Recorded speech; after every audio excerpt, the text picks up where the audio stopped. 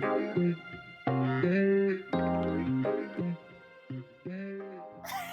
you say it? Why did you file a police report? Why did the coffee file a police report? Because it got mugged. Because it got mugged.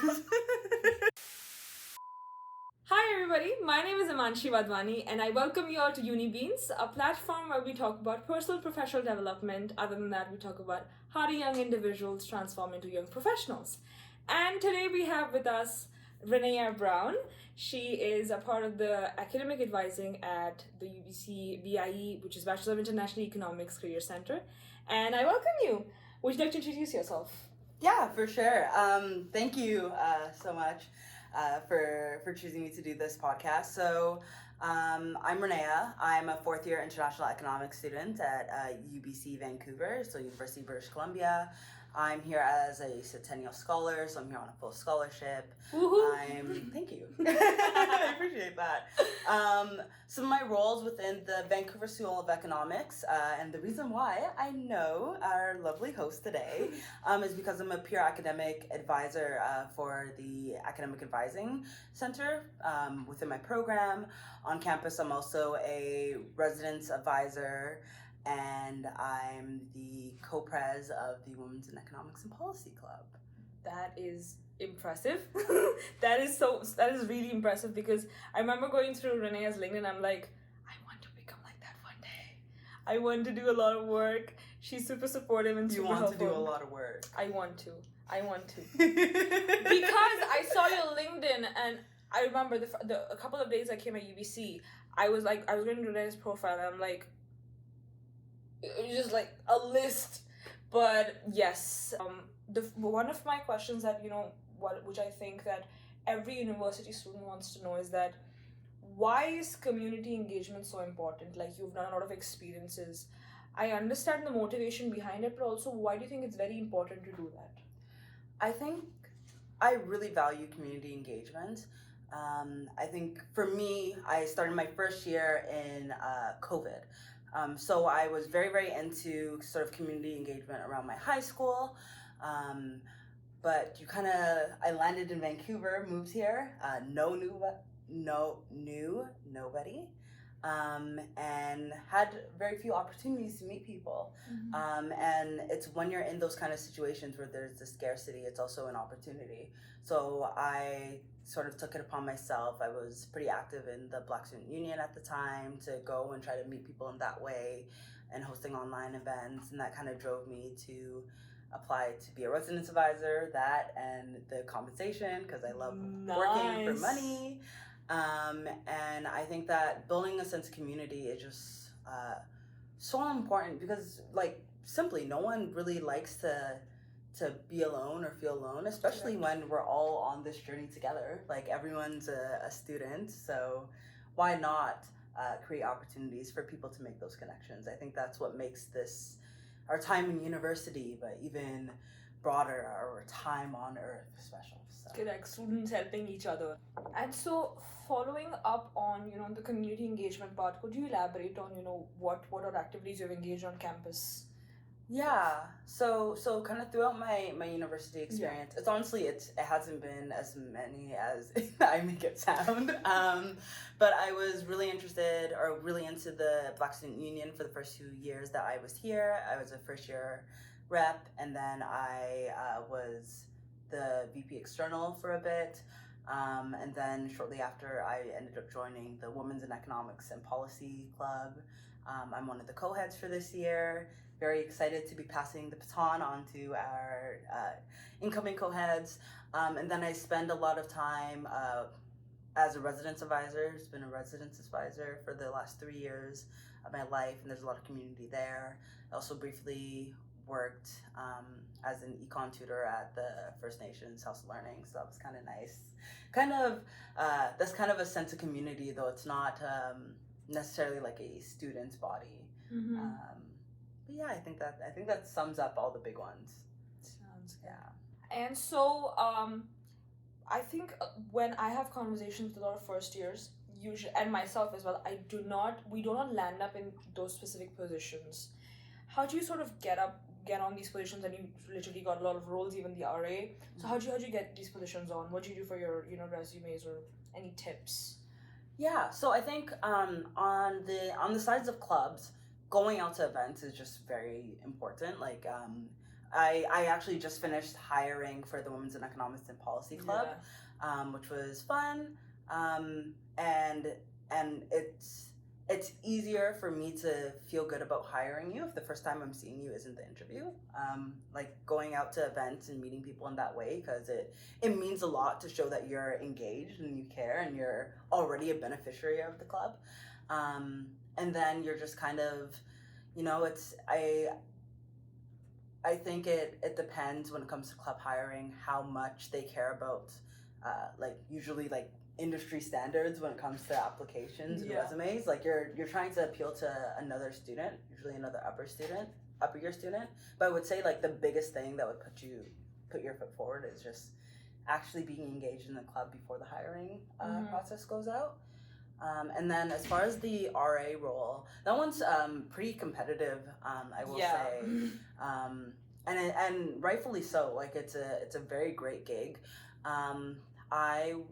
You could make the argument that knowing your residence life manager could be helpful in that context. Probably not that much, but you totally can go talk to them. Talking to your RA won't, they aren't doing the hiring, but then you have a better idea of the role and you're able to make a better application. So it's sort of like for any position, if you talk to the hiring manager, the supervisors prior in some way, or connect with them, potentially might help. I think it helps. I think people especially with those kind of roles where they want people who are enthusiastic about what you're doing. Like as an RA, they want people who are enthusiastic to be an RA. Not that I don't think it will matter as much in that context as it would in the club. Like the club wants to hire people who are enthusiastic about the club. So I think illustrating that enthusiasm by engaging with it is super duper duper helpful. And then from there, you can talk about the resume, cover letter experience, all that kind of thing. But I think that's a key part that more people should consider. Sounds good. As a student, your experience at UBC, you're graduating soon, so congratulations for that. Thank you. And what is one of your most fun experiences at UBC? What are those experiences? Yeah, that's such a hard question. I think I went for a night swim at Rec. That was very nice. Wow, it was nice. Very cold. Nice. That's a recent one that's pretty nice. Yeah, maybe that will be it. Maybe because Renee's working all day. She's like, we have one good experience in 4 years. I think that just spending time with my friends. I can speak to there's the computer lab in the basement of this building that BIE students have access to, and spending some late nights in there have also been very fun. We can. Wow, I didn't know that. Okay. I don't think you can because you're in first year, and a couple of years ago, someone kind of messed that up for you guys through a party. But we can. The upper year students can, and that was you can. I've spent lots of time studying with my friends, and it's very nice bonding. Outside of that, there's a lot of... I'm here all the time. I live on campus. I've lived on campus the whole time.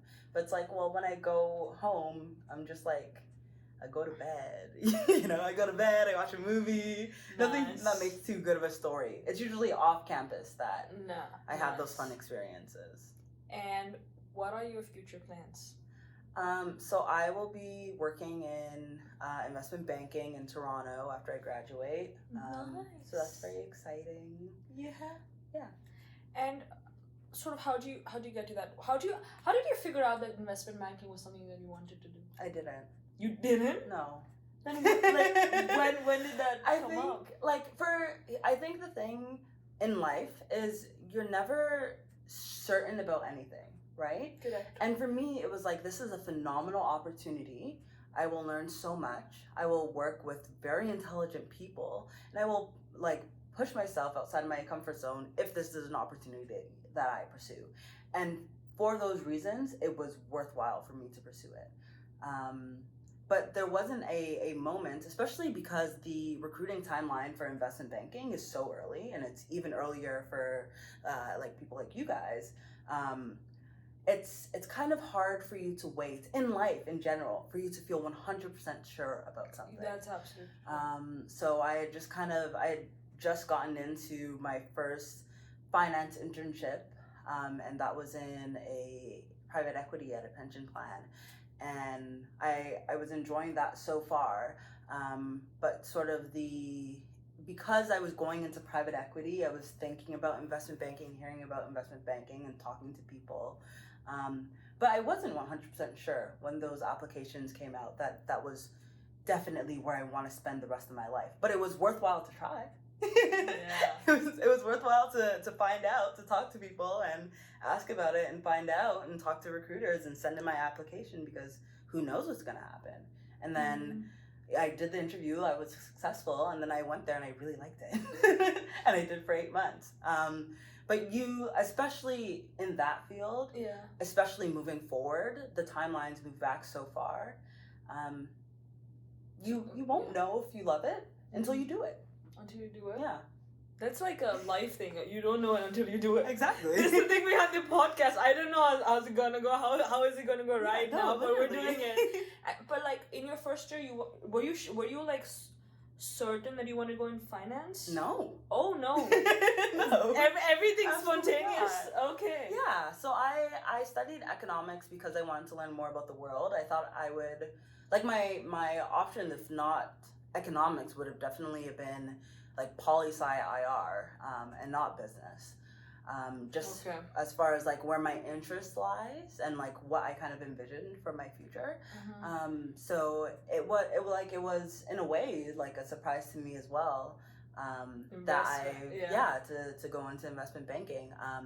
But they were really great opportunities, and the older I got, the more I realized that finance is just a huge part of how the world functions, and like does serve. There's learning there that is in alignment with the things that I wanted to get out of international relations and poli-sci, as far as understanding why major decisions are made. So it's been a very, very valuable experience and very interesting as well. So you like it? I do. And how would you say that, this Bachelor of International Economics degree sort of helped you during university and, to help you to be who you are today? How did that sort of help you with that? Yeah, so I think that there's so many things that are bundled into this last 4 years alongside this degree that really shaped me into this the person that I am. I think that giving me the background knowledge in economics as a framing to look at the world has been very, very useful. In some ways, it is very directly applicable to finance, and especially sort of like macroeconomics, surprisingly. Even though finance is very micro, like finance is at the business level, but like the concepts, like the market trends of macro, really are highly aligned. It also, in general, econ really gives you a good empirical background. There's a reason why you're doing the Lagrangian. It's little bit more technically advanced than for sure. For sure. So when you're comfortable in that, you're comfortable in everything. But I think that just the community and the people who I was around as well, like my peers, really kind of gave me the environment to sort of shape who I am today. Yeah. And the last question is, as you're graduating, what is one thing that you'll miss at UBC? Oh, so much. I'll miss free time. Free time? Yeah. At UBC? Yeah. We don't get it. Oh, I see. Oh, I'm napping. I don't know about you, but Math 101. Yeah. At least what I will say, you have your courses and then you have your studying. You decide when you study. So there's a little bit of pros and cons. This is something that I 100% have realized, because in investment banking, you're working all day, right? Oh, okay. But it's not as bad as it sounds to someone who hasn't done it, or like at least like for me, I didn't find it that bad at all. Because you just knew you were going to work, and when you were at work, you were at work, and then like I mean things so can pop up when you're at home, but like usually if it's like midnight and nothing's happening, like chances are nothing's gonna happen. Okay. But when you're at school, sure, you have all the free time because of your courses. But then there's always something that you should be doing. Oh, yeah, like, obviously. always. Obviously. That is true.